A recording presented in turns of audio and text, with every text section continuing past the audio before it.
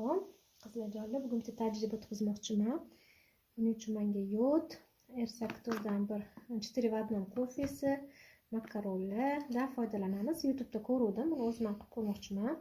Buning uchun makaronlarimizni yod bilan ifloslantiramiz.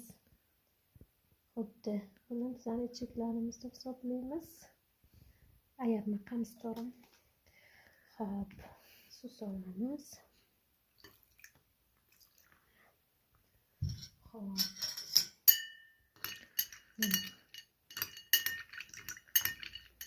Qarang. Toksinlar oqibatida ichaklarimiz, ichki a'zolarimiz ham shunaqa bo'lib ketishi mumkin. Natijada jigarlarimizda ifloslanish bo'lib, yuzlarda, qo'llarda pigmentli pятnalar hosil bo'ladi, bilasizlar. Mana sistemamizda 40 minutda tugagan kofemiz. Hop, buni damlab olamiz.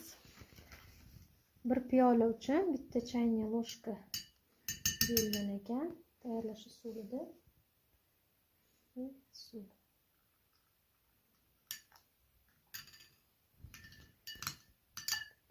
Hop, buni sevib tursin. Hozir buni oddiy suvda tozalab ko'ramiz. Balkim suv ham ketkazar.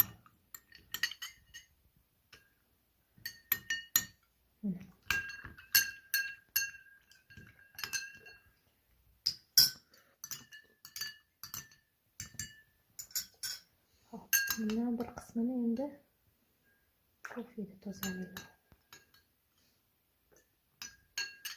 Mana. Hop.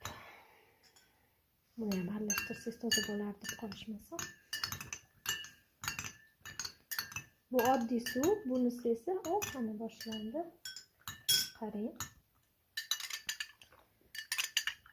Qarang. Top-toza. Mana ko'z oldingizda yoddan tozalandi makaronlarimiz. Muncha qora bo'lmagan edi. Mana to'g'ri o'zini ham solamiz. Qarang.